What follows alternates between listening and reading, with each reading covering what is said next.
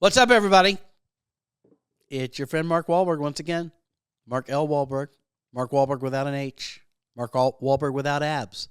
That Mark Walberg. The one you love, the one who loves you. With a better golf swing. No, I do not have a better golf swing. I do not have a better golf swing. Thanks for bringing that up. Kalen Bean, my producer and friend, is here. Hi, Mark. How are you, buddy? Good. I wish I had one aspect of my life where I could say, well, of the Walberg situation,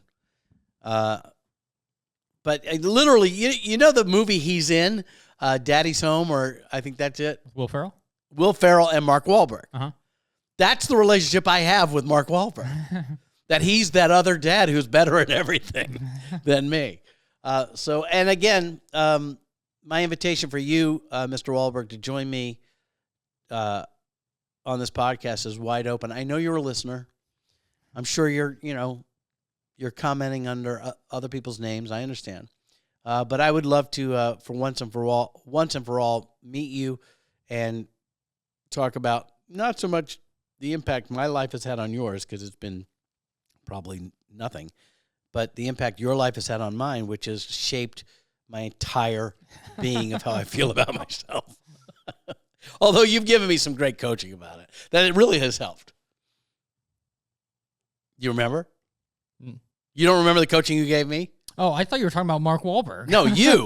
No, I'm looking at you now. We got to move the camera so that Mark is giving you advice. So you're picking up some Instagram advice from Mark. 100% not. As a matter of fact, I have much respect for who he is and who he's become and all that he's accomplished, but we could not be diametrically opposed more on many levels. We are not. And I get so many DMs from people thinking I'm him and praising me for the work I've done for the Catholic Church or this, that, and the other. I have nothing against the Catholic Church, but I'm just not that dude.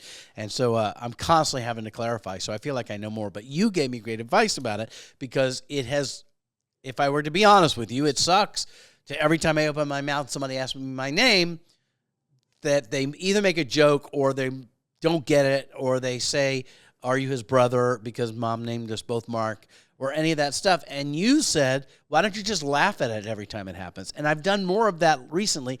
And to that end, I've become more of my own Mark Wahlberg, where people actually know who I am, which is really hard for me to say, but it's true. And that's really thanks to Netflix and the show being good. But I think part of it is your coaching, where I've not made it this thing where I'm the less than guy. I think that's how life works, is that once you start to stand in your own power, then people mirror that. I went and bought this shirt yesterday. This makes sense. I'm not having this is not a mental break, but I bought this shirt at Viore, which I wish sponsored me, because this shirt cost more than my first car. But nonetheless, we're there with my wife, and we're kind of just, trying to figure out what I'm going to buy before I leave for tour and everything. And there's a young woman who's helping us, really young, and she helps us a little bit, and then she's gone. And then she comes up to me and she goes, excuse me, but do you host Temptation Island? And I'm like, why, yes, I do. And she literally says, and I'm embarrassed to say this, but she says, masterclass in emotional intelligence. Just want to tell you that, masterclass. And then Robbie busted my chops so fucking hard because I was so crabby coming in, and we're just, in the world, but I'm just not being a nice dude. And then all of a sudden, I'm like singing and I'm being sweet, and I'm like, and the girl says this to me, and I turn and I'm like being like so TV's Mark Wahlberg, and I'm like, oh, thank you so much, that means so much to me. And I'm like, hi, I'm Mark. Well, she knows who the fuck I am, and this is like fake performative humble. So we had the thing. It's not that big of a deal, but obviously it made me feel a little bit better about myself. And we walk out of the store, and Robbie looks at me and goes, hi, I'm Mark. And just busted me immediately on being inauthentic. So props to Robbie for not letting me get away with believing my own shit. But the point is, the less I become the other Mark Wahlberg, the more I am actually a person. So to the person at Viore who gave me the props, it lifted my day. Thank you very much. So, you know what we're going to talk about today? Gary. A little bit of Gary, yeah. So my brother-in-law, Gary, Pocket Dial Gary, Circus Freak Gary, Stuntman Gary, self-made multimillionaire Gary in real estate. So know that with all the comedically disparaging things I may say about my freak of a brother-in-law, my respect for him is off the charts. What he has been able to create out of his life is insane. He has somehow created a way that he never has to worry about money. He doesn't have to work. And he does whatever he wants that's fun. All the time, every night. And the other thing that I have to say about Gary is that sadly this year has been a rough year that his wife Susie of, God, I don't know how many years, probably getting close to almost 60 years that they were married, got very ill and has passed away. So that's really horrible. But their love affair was so over the top, it was easy to resent them for it. Mm. Their love, after all those years, was like they had met a week earlier. And their sex life was off the charts. That's a little bit because he's a freak. I say that with love. A circus freak. A circus freak, the worst kind. It's kind of scary. Like if you've got the fear of clowns and things that people often have, I married into that, like full force, like madhouse craziness. But to Gary's absolute credit, he had figured out love. And the way he and his wife were together was a model for a full-out love affair. It's not for everybody, but you make it your own. But he once said to me a half-baked idea that he wanted to turn into a book that I'm now going to appropriate for this episode of the podcast because I think it's a great idea, and I think about it a lot. And I'm known to go down a rabbit hole of thinking, so I kind of did that a little bit. But he had said at one point, you should treat your wife like a dog. At first blush, doesn't sound great. But I'm like, what do you mean, Gary? He says, well, take her for walks, bring her treats, give her a bath, groom her, hold her in your arms, stuff like that. Okay, that's the basic idea. He didn't go past that, and that was the whole book, right? The whole concept of the book. But I started really thinking about that because I have 2 dogs, and Robbie and I have 2 dogs that we adore. We've had many dogs over the years, but because the kids are grown now, we can focus on them and they on us. And we have 2 dogs, and they both love both of us, but one of them loves me more, and one of them loves her more, and we're both cool with that. But it started making me look at 2 things. The dog's relationship to me and my relationship to the dog and how I am with the dog as opposed to how I am with Robbie. Let's just go there. Because my dog can chew up my $400 Jordan 1s, and I'm still going to love him. But if Robbie says one thing that I don't like, I'm going to give her shit about it for most of the day, right? So let's play with the idea of what it means to treat your partner like a dog. You ever had a dog, Caitlin? I did one in my second apartment. I impulse bought a little puppy on Craigslist, and then I had him for about 6 years, and I loved him. But then I had to give him to a good friend of mine at the time because I had just had my second child, 2 young children, and he was, very sensitive with his paws and his tail and stuff. So I just couldn't have that around the kids. So luckily I found him a good home. But yeah, I did have my own dog for about 6 years. So you've experienced that bond.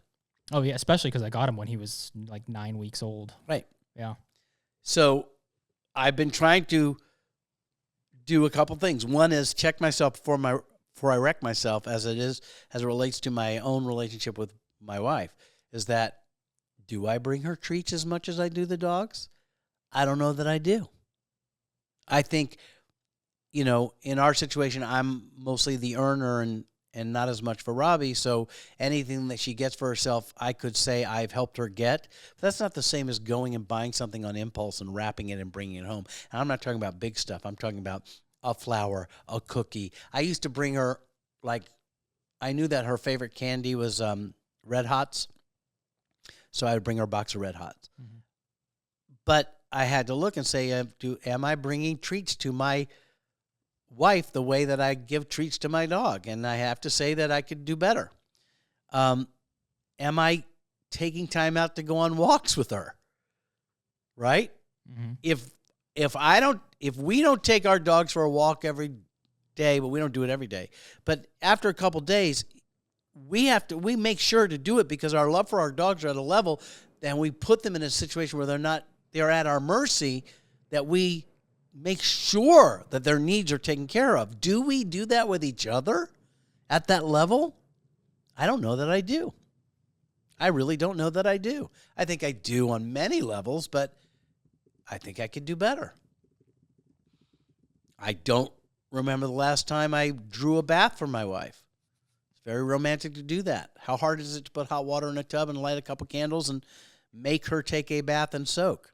That would be a really beautiful thing to give. By the way, I don't bathe my dogs either. I pay a shit ton of money for a groomer, but I'm not going to. But I could spend that same money sending my wife to a spa. If you're going to play this metaphor out even further, right? I have no problem spending hundreds of dollars to have both of my dogs professionally groomed in a van outside of my house. But when was the last time I put Robbie in a car? I've done it. But when was the last time I said, you know what, you need a me day? It's all paid for. Go. Right? Mm-hmm. I can't remember the last time I did that in the hectic life we live. Now, there are times when we go on vacation and we order, a massage. She goes and gets a massage or a facial or things like that. But it's not the same as an impulse or unrequested gift of love that you do for your dog all the time. Just even intimacy as far as touch. Okay? I come home, and every time I walk in the house, I go and give Robbie a kiss. She gives me a kiss. Not every time. We don't do it every time, but most times. But every time I come home, the dogs are on top of me. I sit down, and I love them up so hard for at least 30 seconds to a minute before I go do something else because I feel guilty if I don't, right? But do I do that with Robbie? Do I literally come home so happy to see her and her so happy to see me, and then we love each other up really hard for a little bit before we check our email? I can't say that I do every time, but I should. I could. Would my life be better if I did? You bet. Walks. We take the dogs for a walk, which ends up being a walk together for us. But what would it be like if I said, hey, let's take a walk? We do take, I don't want you to think that I don't do any of these things, and I don't want you to think that you don't do any of these things. So like in Hawaii, when we're working, Robbie and I take walks together all the time. There are times when we do, but in the everyday grind of life, I guess what I'm saying is there are so many things in my relationship with my pets that if I were to find a version of that with my wife would make every day a little more romantic, a little more connected, a little bit more intimate. So I think Gary's onto it. I think Gary, Uncle Gary, Crazy Gary, Butt Dial Gary is onto something that we can all learn from, which is, first of all, the shift of being loving to someone else is not a chore that you have to do for them, but it's something that actually brings you joy and happiness too, because it does. You know it does, but we forget to do it, or I forget to do it. I'm trying to think of other things. So, take a walk, treats, grooming, I know it sounds so stupid and kind of like a Jane Austen novel that I'm going to brush my wife's hair, but even my wife is a dancer and she's teaching a lot right now, and her body hurts when she's done. And I can't remember the last time I offered her a full massage, like really, really gave her a massage to ease her pain physically. But my dogs, I sit with and I rub them and I cuddle them and I play with them and I throw sticks and all that stuff. Now, let's talk about what we can learn from the dog's relationship to us, because that's interesting too.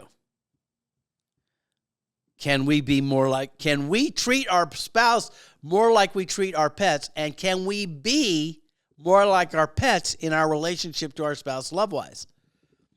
So the first thing is dogs, my dogs, have an incredibly, are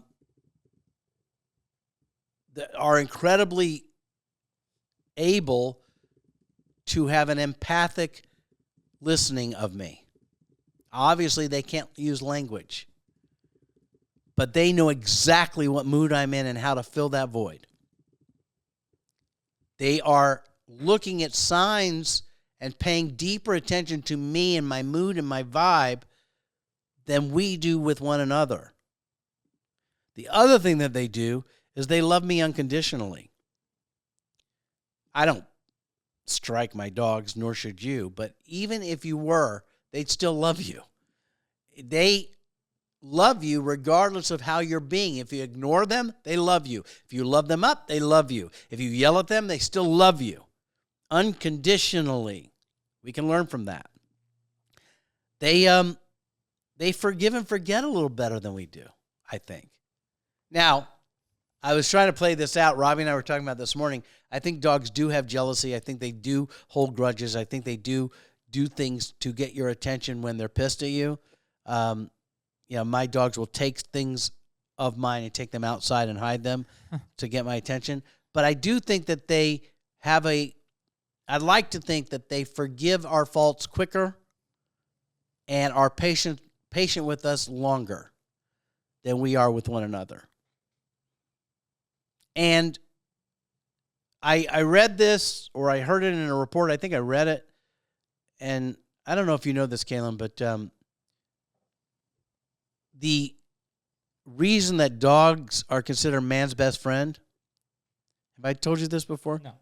Is that there was a genetic mutation as dogs became domesticated, which we're seeing with other species going on right now. Not necessarily genetic mutation, but behavioral modifications based on how life has changed. I'll give you an example in a moment. But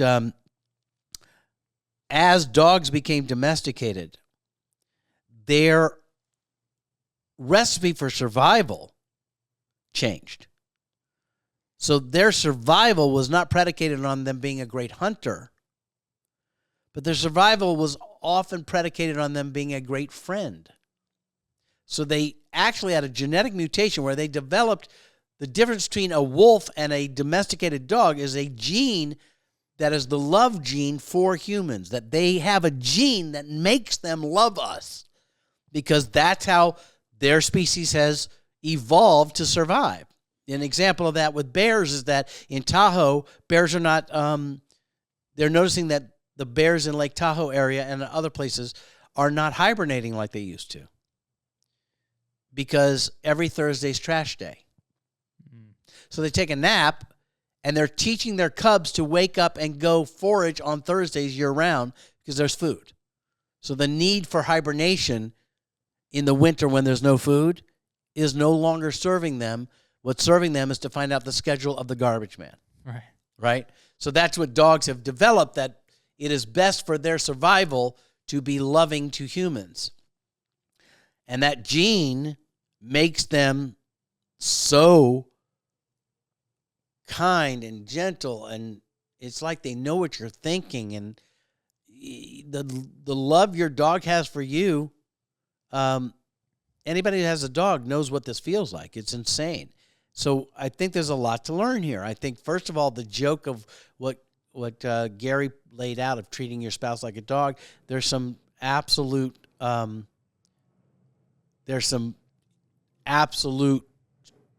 toolbox of things to use that make perfect sense there. And even more so if you look at how dogs treat you, that's something to emulate. I know this is kind of crazy to go there, but I think it's important to note that how the world gets so busy, we get so busy, we get so familiar with each other, we get so intellectual with each other, we forget to do the things that we do without thinking for our pets. And to some degree our children, but even more our pets, even more than our kids. We display the best version of ourselves to our animals and not particularly to our partners. So that's what I'm going to work on. I'm trying to think of, because we talked about it this morning. Robbie and I both talked about it. And she is an amazing, by the way, she's an amazing dog owner. Robbie's care of our dogs, my poor dogs would be matted and ill if it were up to me. I like if they scratch their ear, she's got the right thing to fix the ear. She's amazing. You know, it's a lot of upkeep to keep dogs healthy, and just the curating of how we feed them and stuff like that. I would just throw Costco kibble in a bowl. I grew up in the South. Dogs didn't even come in the house there, but these dogs have a life I aspire to live. I aspire to live the life my dogs live. I aspire to afford the life that my dogs live. Now that your kids are getting older, are you going to get a pet again? I would like to, but we have a very full household, and our house is not very big, so there's just no room for one. I would love like a lab. That would be my dream. Yeah. Is it your dream? Mm-hmm. All right. No room though. You don't have a yard? No, not really. All right. Do you want me to keep the lab for you and you can come visit? Yeah. Because I'm willing to do that. You're just trying to get me to come over and hang out. That's exactly it. Come visit your dog. Yeah. Yeah. The only thing about the dog ownership thing that's tough, but I also is a great lesson for us in love, is that if you own a dog, you're going to say goodbye to the dog. Yeah. Which I've done several times in my life because I'm an elder statesman. But that was a great lesson. Really, really great lesson for my kids and for me is that, you know, it is a, you know, dogs serve so many purposes. Pets serve so many purposes. And one of them with a young family as well is that when the dog dies is a way to process loss. That's not a loved one like a family member. Well, it is like a family member, but like when you lose a grandpa or you lose somebody close to you, that devastation, at least we get to practice on the loss of our dog, you know. And then it was a real epiphany for me the first time we had to put a dog down because they were sick and dying and stopped eating, and it was time. And you hold the dog and it's your dog. I think about this all the time with people. You hold the dog and it's your dog, and then they put the needle in. The dog's looking at you and you're loving them. And by the way, if you don't hold your dog in these moments when they're going, I think you're weak. You need to do that. You need to do it because it's going to, this is the point. This is what the takeaway was for me. It gives me peace, actually, is that the dog is alive. It's your dog. It's your pet. It's the person who you're mourning for already. And then they inject them, and then instantly they have passed. And in that moment, you immediately get that they're not there. Like you literally can feel that the thing you had connection to isn't in this body anymore. And that was so visceral for me the first time I experienced it. It gave me peace when it comes to loved ones of mine dying. Because the soul thing that occupies the flesh suit, I think it's real. Because when it leaves, you can't not know it. You ever seen a dead body, Kaylin? I have, yeah. Yeah. Somebody you knew? No. No? Somebody you killed? No. Probably don't admit that. It's you know, we hold on. When people die and things die, the only people suffering are those of us left behind. But I feel like my dog served the purpose of saying to me, you know, it's going to be okay. I'm not here anymore. You know, I'm not in this body. And so that there's something really beautiful about that. So I could go on, and I probably will, but the takeaways here are, let's just take a little personal inventory of where you spend your intimacy, how easy it is to feel that for a dog, and then the person that you really love the most on the planet, you may not be giving the same love. So I think Crazy Uncle Gary might have a point. Because Crazy Uncle Gary was known to break into dance and song and dip and kiss his wife in public wherever he was. Now, performative? Maybe. To get attention? Possibly. But nonetheless, what they shared together was a full-out love relationship that was as romantic on day gazillion as it was on day one. And it's very similar to the relationship you have with your pets. So when he says treat your spouse like a dog, go to think about the things you do for your dog and do them for your wife or your boyfriend or your girlfriend. Bring treats. Go for walks. Say good boy. Give them cuddles. Take care of their needs. It's obviously something you know how to access because you do it to keep your pets alive. You do it like you'll cancel trips. I know people I work with that will not go to Hawaii to work, find somebody to go for them because their dog is old and I don't know how much time I have. So, I think there's a lot to learn there. So let's just take a moment. Those of you who own pets, not cats, because cats don't love you. I hate to say it, but let's just get clear. Okay? Dogs are everything we've been talking about here. Cats, they pretend to love you to get fed. They pretend to love you to get pet, but they don't come when you call them. They'll eat your face if you die. A dog will not leave your side if you die, right? A cat will eat your face. So I just want you to think about that, cat owners. And, yeah, come at me with your comments. Come at me. I've had cats. Cats love me. I can love a cat, but they never really love you.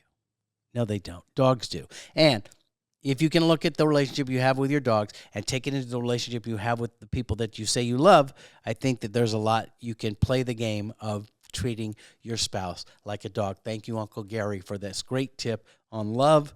I'm on TV trying to be that guy. You're walking the walk right there, buddy. So that's it. Short one today. Anything you'd like to add there, Kaylin? Call your friends and tell them how much that you appreciate them. Because I had a friend of mine pass away last week, and it was very sad, and I wish that I had called him more and talked to him. So call your friends, especially ones you haven't talked to for a while, and let them know that you're thinking about them. I could do 45 more minutes now. Because... We got 10. All right. You hit me right here with that. Because I am notorious for when I'm not feeling good about myself, I somehow shut myself off from calling people that matter. Like Pat Finn, who we've had here, is a dear friend of mine. He's always nothing but loving to me. And I avoid calling him a lot unless I have something to crow about. And it's a very, very good reminder. Very real reminder. I'm so sorry that for your loss. Yeah. And the regret you have that you didn't reach out more. But man, oh man, the things that get in the way of us communicating with the people we say we love for whatever bullshit reasons that we don't call and we don't check in, especially dude to dude because we have trouble being intimate with one another, when in fact we crave that possibly more than our actual love relationships. So, yeah, pick up the phone, right? Yeah. And the best way to get this is if a friend of yours has ever called you out of the blue just to check in, how did it make you feel? Fantastic. Right. Fantastic. Yeah. Even if there's just nothing to talk about. Hey, I was thinking about you. And unfortunately now, what doesn't count in Kaylin's call to action is DMs. Yeah, no. To some degree, a text is cool. But it's not the same. Not the same. Yeah, and how much effort does it take to give that lift to the other person when you get a call from somebody and the phone rings, you see the number, you're like, oh, fuck. What's that about? And you answer the phone, they're going, I was just thinking about you, buddy, and just want to check in and see how you're doing, and I love you. Yeah. Yeah. That's a great reminder. Thank you, buddy. Yep. And I'm sorry for your loss. Thank you. And so, okay, treat your wife like a dog and call your friends. Yeah. Yeah. Not in that order. I don't know why we're not thrown to doing that regularly. I don't know why our morning ritual isn't, who can I get in touch with today and check on? We're so self-absorbed. All right, let's work on that then together. Thanks for listening, you guys. I'm going on the road. I mentioned this before. I'm going to be on the road. Possibly when this drops, I will be currently on the road. So depending on the day that this drops, check wheeloffortunelive.com. and maybe I'm in a city near you, and I'd love to meet you. So reach out to me, either BonfireTalks at gmail.com, at Gmail. Yeah. I did that right. Podcast at gmail.com. Or just comment on our YouTube, which is at Bonfire Talks Podcast, or hit me up on any of my socials. I pretty much am good at looking at even the people I don't know who DM me, so I'll try to respond. And I'd love to see you while I'm out on the road. By the way, before I sign off, I'm the last of this game, but that's never stopped me before. Very excited about going on the road this time. The biggest problem with going on the road for me, Kaylin, is being in a new city, right? A new town, or a town I've been to before with all day to kill, but no plan of how to do it. So what do I end up doing? I end up getting up, I go have breakfast, I shower, I shave, I do laundry, I do whatever I can, and then I sit in my dressing room, and maybe I take a walk around the block, and anything else is more, I just can't seem to get myself to do it, but not anymore, Kaylin Bean. You know why? Why? ChatGPT. Ah. ChatGPT. I put in, I got a day off in Sault Ste. Marie. I got to be at work at 4:30. What do you suggest? And they're like, do you want an active one or a leisurely one? And so just know that my joy and experience in America is brought to you by AI. So I'm fully leaning in on that, even though it scares the shit out of me. So I'll be talking with ChatGPT, and hopefully you guys too. All right, that's it. Thanks for watching and listening, and tell your friends, and call your friends. That's what you can do. Here's how you do it. Hey, pick up the phone, call a friend you haven't talked to, and tell them to subscribe to my podcast. It'll give you a reason to reconnect. Let me be that instrument of connection for you while adding to my followership towards the unattainable goal of a sponsor for this podcast. All right, got to go because spam is calling and they need me. I'll talk to you later. Thanks for watching, guys.